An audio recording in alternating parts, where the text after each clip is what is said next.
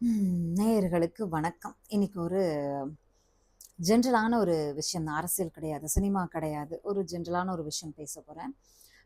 சமூகத்துல ஒரு பெண்கள் வந்து வீட்டிலேருந்து வெளியில வந்து ஆ படிப்பதற்கு, வேலைக்கு போவதற்கு, தன்னுடைய முடிவுகளை தானே எடுப்பதற்கு இப்போது வரைக்கும் வந்து போராட்டமா தான் இருக்கு. சில இடங்கள்ல வேணா அது சில வீடுகள்ல வேணா அது ஈஸியா இருக்கலாம். பல இடங்கள்ல இன்னுமே அது போராட்டமா தான் இருக்கு. 2025ல இருக்கோம். அமெரிக்காவுக்கு போறாங்க, விண்வெளிக்கு போறாங்க, நாசால ஆராய்ச்சியாளரா இருக்காங்க. பல்வேறு துறைகள்ல சாதிச்சா கூட பெண்கள் இல்லாத இடமே இல்லன்னு சொன்னா கூட, இன்னைக்கும் வீட்ட விட்டு வெளியில வர்றதுக்கு பெண்கள் வந்து பலரிடம் அனுமதி கேட்கணும். ஆ போராடி தான் வர வேண்டியது அந்த சூழ்நிலையில இருக்கு. அப்படி இருந்தும் கூட, ஆ சாதிக்கக்கூடிய பெண்களுக்கு, ஆ தன்னுடைய கணவராலேயே, வாழ்க்கை துணையாலேயே ஒரு சறுக்கல் அப்படிங்கும்போது, மன நிம்மதியற்ற ஒரு வாழ்வு அப்படிங்கும்போது, அது எவ்வளோ கொடுமையானதாக இருக்கும் அப்படிங்கிறத யோசிச்சு தான் நம்ம இந்த விஷயத்த பேசணும். ஆ ஈஸியா போற போக்குல நம்ம வந்து சேற்ற வாரி வீசிட்டு போகக்கூடாது அப்படிங்கிறது தான் என்னுடைய பார்வை. அத தான் நான் உங்ககிட்ட முன்வைக்கிறேன். தவறாக இருந்தா உங்க கமெண்ட்ஸ பதிவு பண்ணுங்க. நான் யார பத்தி பேசுறேன் அப்படின்னு உங்களுக்கு ஓரளவுக்கு தெரிஞ்சிருக்கும்னு நெனைக்கிறேன். அ அஷ்மிதா மேக் ஓவர் ஆர்டிஸ்ட்ரி அப்படின்னு சொல்லி அஷ்மிதா அப்படிங்கிற ஒரு பொண்ணு. ஆ அந்த பொண்ணு வந்து சினிமால நடிக்க முயற்சி பண்ணியிருக்காங்க. 1, 2 படங்கள்ல நடிச்சிருக்காங்க. பெரிதாக அவங்களுக்கு சினிமால பெரிய ரீச் கிடைக்கல அப்படின்னு தான் சொல்லணும். அதற்கு பிறகு அவங்க வந்து என்னென்ன எ அ செட்டில் ஆகுறதுக்கான முயற்சிகள் ஈடுபட்டிருப்பாங்க. அப்புறம் மேக்கப் கோர்ஸ் படிச்சிருக்காங்க. அந்த மேக்கப் ஆர்வத்தால நல்லா கத்துக்கிட்டு திறமைசாலியா இருக்காங்க. அதற்கு பிறகு அவங்க அ ஒரு காதல் பண்றாங்க. விஷ்ணு அப்படிங்கிற ஒரு நபர். திருமணம் பண்றாங்க. மேக் ஓவர் ஸ்டூடியோ அப்படின்னு சொல்லி, அதாவது மேக்கப்பும் அதாவது வெட்டிங், ரிசப்ஷன், இந்த வளைகாப்பு இந்த மாதிரியானவங்களுக்கு மேக்கப் வந்து பண்றாங்க. ஒரு ஹைஃபை அந்த காலத்துலலாம் வந்து ஆ பொண்ணுக்கு அலங்காரம் பண்ண வராங்கன்னா, கேவலமா ட்ரீட் பண்ணுவாங்க இல்லையா? அதையெல்லாம் வந்து அதெல்லாம் மாறிடுச்சு. சந்தோஷி, அஷ்மிதா இன்னும் நெறைய பேர் இருக்காங்க இல்லையா? இவங்க எல்லாமே வந்து அதற்கு ஒரு முன்னுதாரணமா வந்து அந்த துறைய வந்து ஒரு அளவுக்கு ஒரு ஒரு வளர்ச்சி பெற்ற துறையாக கொண்டு வந்து நிறுத்தியிருக்காங்க. அதுல இவங்களுக்கெல்லாம் பங்கு இருக்கு. அஷ்மிதாவுக்கும் நெறைய பங்கு இருக்கு. சந்தோஷி இருக்காங்க. அப்புறம் இன்னும் 2, 3 பேர் நெறைய பேர் பெண்கள் இருக்காங்க. எனக்கு அந்த அளவுக்கு தெரியல. இவங்களுக்கு எல்லாத்துக்குமே அதுல வந்து ஒரு பங்கு இருக்கு கண்டிப்பா. ஒரு மரியாதை பெற்ற ஒரு ஒரு ஃபீல்டா வந்து அத ஆக்கியிருக்காங்க அப்படிங்கும்போது, ஆ அந்த ஒரு ப்ரவுட் அவங்க எடுத்துக்கலாம். ஓகேவா? இதையெல்லாம் தாண்டி அஷ்மிதா வந்து ஒரு தந்தைய சிறு வயதிலேயே இழந்த ஒரு பெண். தங்கச்சி இருக்காங்க.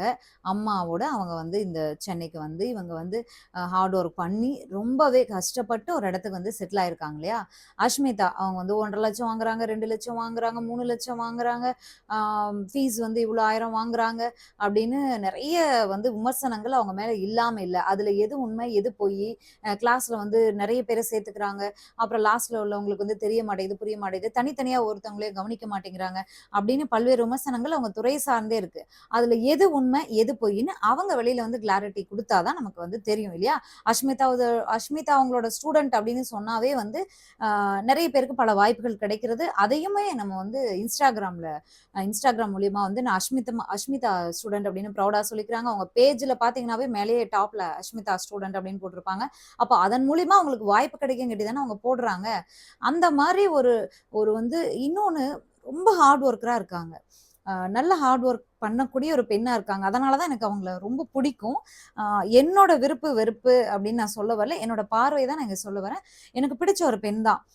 ரொம்ப காஸ்ட்லியான மேக்கப் ஆர்டிஸ்ட்டா இருந்தாலும், ரொம்ப காஸ்ட்லியான ஒரு ஆசிரியரா இருந்தாலும், எனக்கு பிடிச்ச ஒரு பெண் தான் அஷ்மிதா. ஏன் அப்படின்னா, ஹார்ட் ஒர்க் இருக்கு இல்லையா? 2 இன்னொன்னு எல்லாராலயுமே ஹார்ட் ஒர்க் பண்ண முடியும். எல்லா பெண்களுமே தயார் தான். பட் அவங்களுக்கு அந்த சூழல் அமையணும் அப்படிங்கிறது ஒண்ணு இருக்கு இல்லையா? சூழலா வந்து நம்ம தான் அமைச்சுக்கணும்னு அட்வைஸ் பண்ற நெறைய பேர் இருக்காங்க. அதற்கான வாய்ப்புகள் கிடைச்சா எல்லாருமே அமைச்சுப்பாங்க அப்படிங்கிறதும் இருக்கு. அ அவங்களுக்கு வந்து அஷ்மிதாக்கு வந்து கல்யாணம் ஆயிடுச்சு. 2 குழந்தைங்க இருக்காங்க. ஆ குழந்தைங்கள டேக் கேர் பண்ணிக்கிட்டா ஒவ்வொரு அம்மாவுமே வெளில வந்து சாதிக்க முடியும் இல்லையா? அந்த வாய்ப்பு எல்லாருக்குமே கிடைச்சிராது இல்லையா? நம்பிக்கையான ஒருத்தவங்க இருந்தா தான் வந்து குழந்தைகள ஒப்படைச்சுட்டு வர முடியும். அப்படி வந்து அவங்களுக்கு அம்மா வந்து கூடயே இருந்து ரொம்ப நல்லா வந்து குழந்தைய பார்த்துக்கிறாங்க. அதற்கான ஃபினான்ஷியல் ஸ்டேபிலிட்டியும் அஷ்மிதா கிட்ட ரொம்ப நல்லாவே இருக்கு. ஏன்னா, அவங்க பண்ணக்கூடிய ஹார்ட் ஒர்க் மூலியமா மேக்கப் போடுறாங்க, இங்க மேக்கப் போடுறாங்க, ஒரு நாளைக்கு 3 மேக்கப் போடுறாங்க. அத முடிச்சுட்டு கிளாஸ் நடத்துறாங்க. கிளாஸ் முடிச்சுட்டு வீடியோஸ் எடுக்குறாங்க. மார்க்கெட்டிங் அதாவது ஒரு மேக்கப் ஆர்டிஸ்ட் அப்டின்னா, மேக்கப் மேக்கப் துறை ஆகட்டும், இல்ல ஃபேஷன் டிசைன் ஆகட்டும், அ இப்ப இருக்கக்கூடிய இந்த எல்லா துறைகளுக்குமே வந்து பிராண்டிங், மார்க்கெட்டிங் அப்படிங்கிறது ரொம்பவே இம்பார்ட்டன்ட். அது எல்லாமே பார்த்து, பார்த்து, பார்த்து ரொம்ப அழகா பண்றாங்க. பண்றாங்க. டைம் மேனேஜ்மெண்ட் ரொம்ப நல்லா பண்றாங்க. ஒவ்வொரு நிமிஷத்தையும் வந்து அவங்க வந்து என்ன பண்றாங்க அப்படிங்கிறத வெளியில காட்டிக்கிட்டே இருக்காங்க. நெறைய பெண்களுக்கு வந்து ஒரு பாசிட்டிவ் நோட்டா வந்து அஷ்மிதா இருக்காங்க. இது எல்லாமே மறுக்கவே முடியாது யாராலயும். அவங்க வந்து இப்படி, அவங்க வந்து அப்படின்னு 1000 பேர் 1000 குறை சொல்லுவாங்க. பட் அஷ்மிதாவோட ஸ்டூடண்ட், அஷ்மிதா மேம் அப்படி இப்படின்னு சொல்றவங்க தான் வந்து பாசிட்டிவா சொல்றவங்க தான் அதிகமா இருக்காங்க. ஓகேவா? இது ஒரு பக்கம் இருக்கு. அவங்களுடைய அ திருமண வாழ்க்கை அப்படின்னு பார்த்தா, ஒரு பெண் குழந்தை, ஒரு ஆண் குழந்தை இருக்கு. ஏற்கனவே வந்து அவங்க டிவோர்ஸ்க்கு வந்து விஷ்ணு அவங்களுடைய கணவர் பேரு. டிவோர்ஸ்க்கு வந்து முயற்சி பண்ணியிருக்காங்க. டிவோர்ஸ் ப்ராசஸிங்லாம் நடந்துட்டு இருக்கும்போதே, அப்புறம் மனம் மாறி, அப்புறம் திரும்பவும் வந்து மேரேஜ் பண்ணி, டிவோர்ஸ் முடிஞ்சிருச்சுன்னு நெனைக்கிறேன் ஆல்மோஸ்ட். அதற்கு பிறகு மேரேஜ் பண்ணி, திரும்ப வந்து ஒண்ணா சேர்ந்து வாழ ஆரம்பிச்சாங்க. ஏன் டிவோர்ஸ் பண்ணாங்க? என்ன நடந்துச்சு? அது எதுவுமே யாருக்குமே தெரியாது. முன்பு தெரியாது. இப்போ ஒரு விஷயம் வெளில வந்திருக்கு. ஓகேவா? இது நடந்துச்சு. அஷ்மிதா அப்படின்னாவே ஒரு பாசிட்டிவ் அந்த மாரி ஒரு போயிட்டுருக்கு ஒரு லைஃப் ஸ்டைல். இப்போ வந்து என்ன அப்படின்னா, 3 டைம் கன்சீவா இருக்காங்க. ஐய்யய்யோ! இதெல்லாம் வந்து நெறைய கமெண்ட்ஸ் பார்க்க முடியுது. என்னன்னா, இதெல்லாம் ரொம்ப டூ மச். இந்த காலத்துல 3வது குழந்தையா?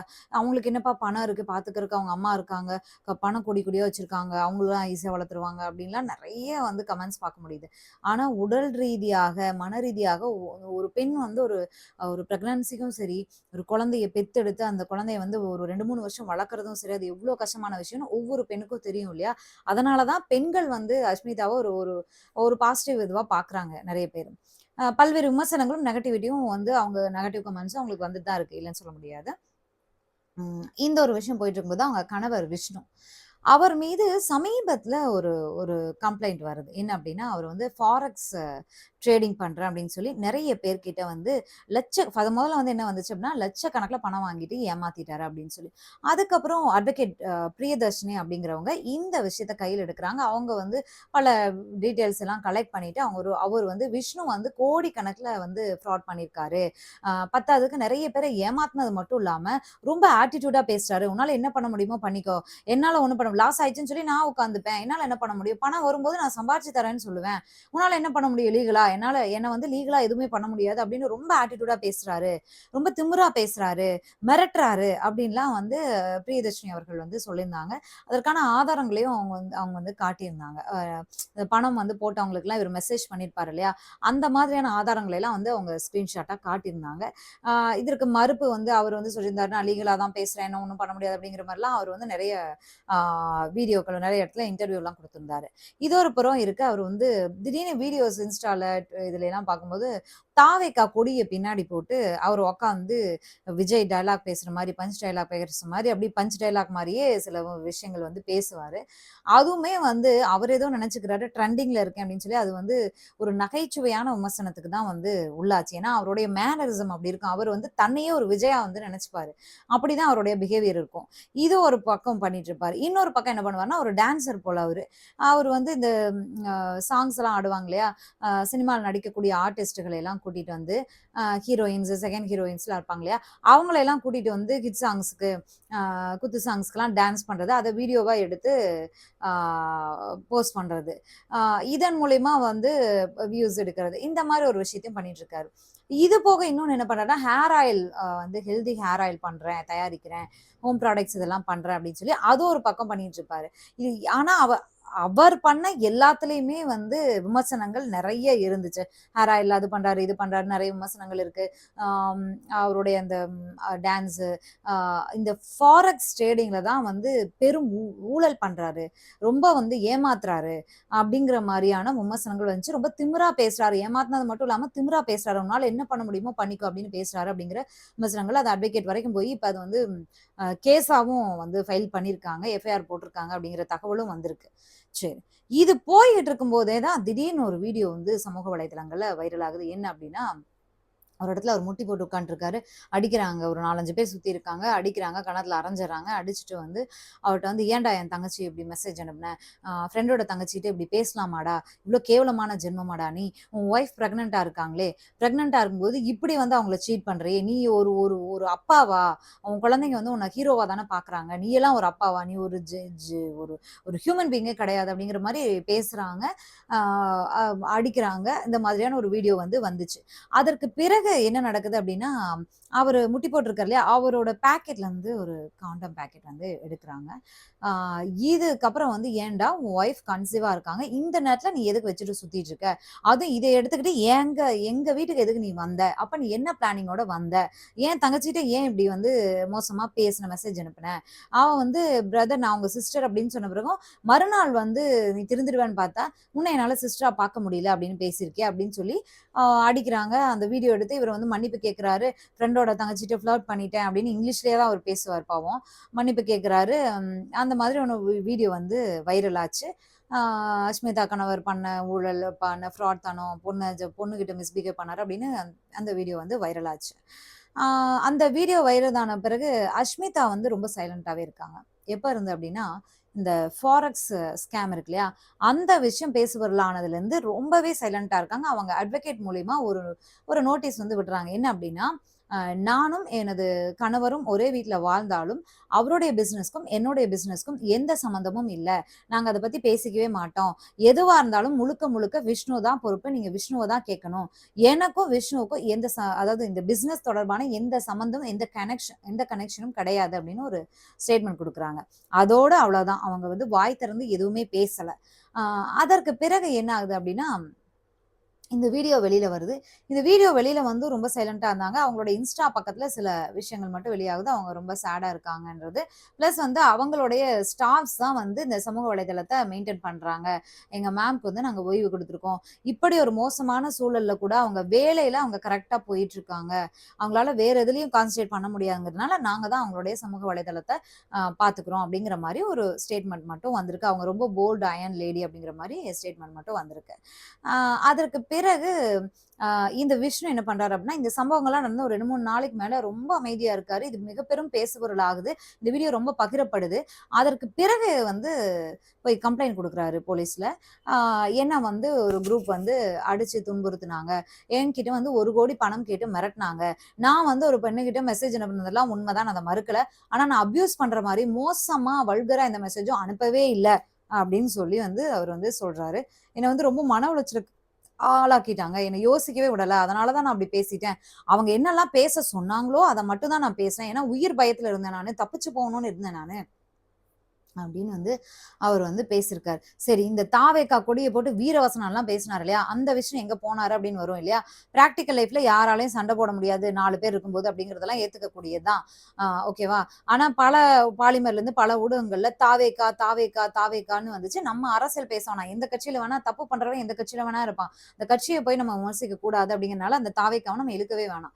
ஆ இந்த மாரி ஃப்ராட்ஸ் இருக்கக்கூடிய கட்சிகள்ல அவங்க எந்த கட்சியா இருந்தாலும் அந்த கட்சியிலருந்து நீக்கிறது நல்லது அவங்க கட்சிக்கு. அது அதிமுகவா இருந்தாலும் சரி, திமுகவா இருந்தாலும் சரி, தாவேக்காவா இருந்தாலும் சரி, எல்லா கட்சிகள்லயும் இந்த மாரி குற்றச்சாட்டுகள் வந்துட்டு தான் இருக்கு, பார்த்துட்டு தான் இருக்கோம்.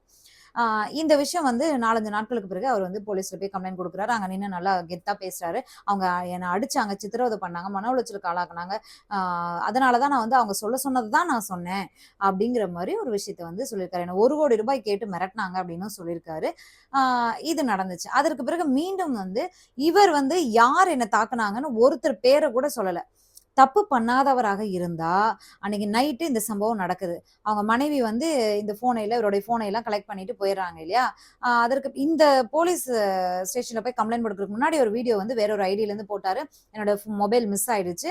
என்னோட மொபைல் வந்து மிஸ் ஆயிடுச்சு. என்னோட இன்ஸ்டா இந்த பக்கத்துலருந்து பணம் கேட்டு மெசேஜ் வரதா சொல்றாங்க.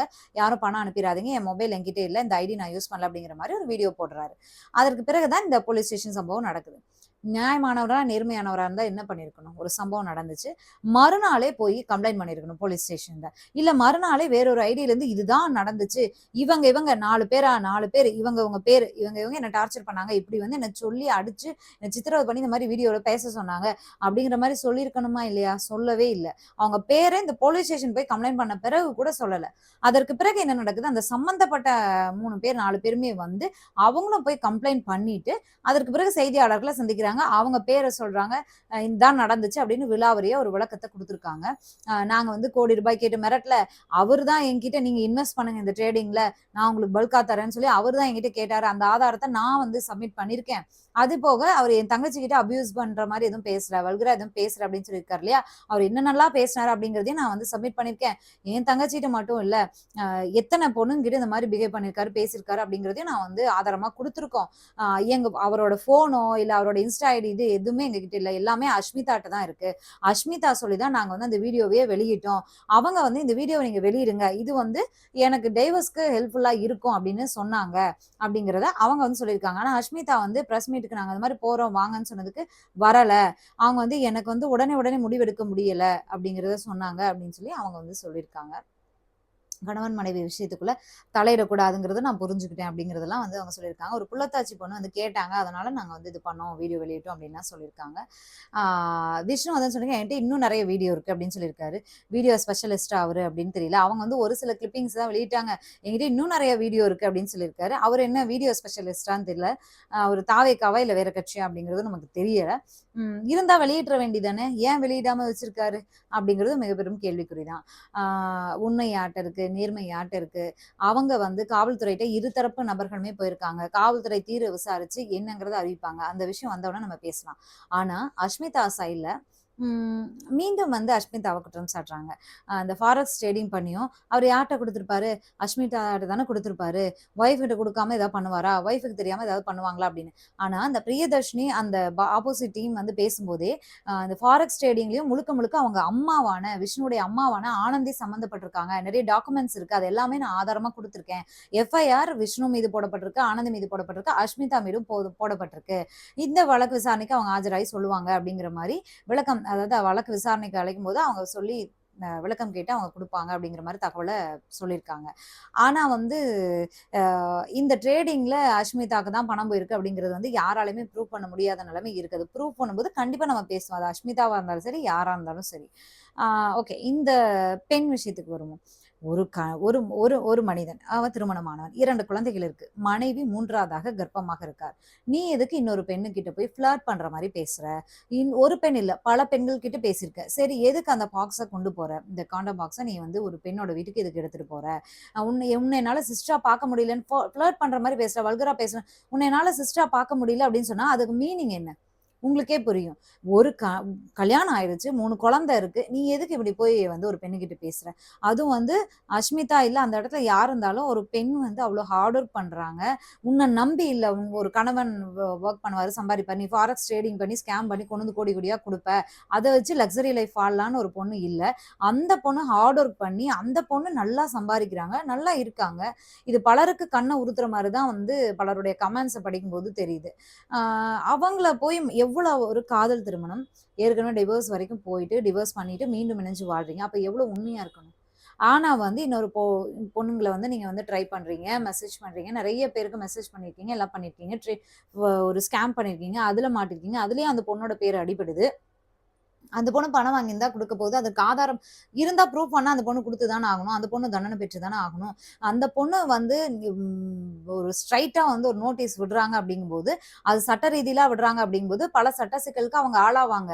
அவங்க பணம் பெற்றிருந்தாங்க அப்படின்னா. அப்படி அவங்க வந்து இவ்வளோ பிரைட்டா நோட்டீஸ் விடும்போதே தெரிஞ்சிருக்கு. அங்க அவங்களுக்கு வந்து இதுக்கும், அதற்கும் எந்த சம்மந்தமும் இல்ல அப்படிங்கிறது.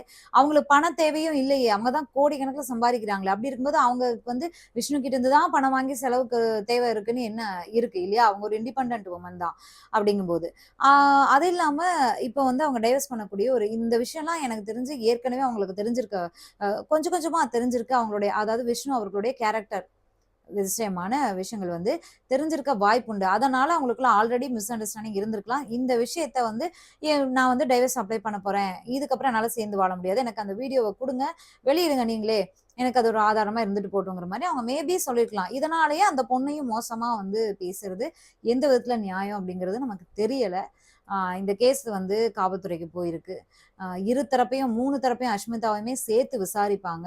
விசாரிச்சுட்டு என்ன சொல்றாங்க அப்படிங்கிறத மீண்டும் நம்ம பேசுவோம். நன்றி, வணக்கம். இப்போதைய ஸ்டேட்டஸ் என்ன அப்படிங்கிறத நான் சொல்லியிருக்கேன். நான் யாருக்கும் ஆதரவாவும் பேசல, பாதகமாவும் பேசல. என்ன நடந்துச்சோ அத தான் சொல்லியிருக்கேன். யார் உண்மை பேசுறாங்க, பொய் பேசுறாங்க அப்படின்னு ஒரு அளவுக்கு நம்மளால பார்த்து யூகிச்சுக்க முடியும் இல்லையா? நீங்களும் பார்த்து யூகிச்சுக்கோங்க, தெரிஞ்சுக்கோங்க. நன்றி, வணக்கம்.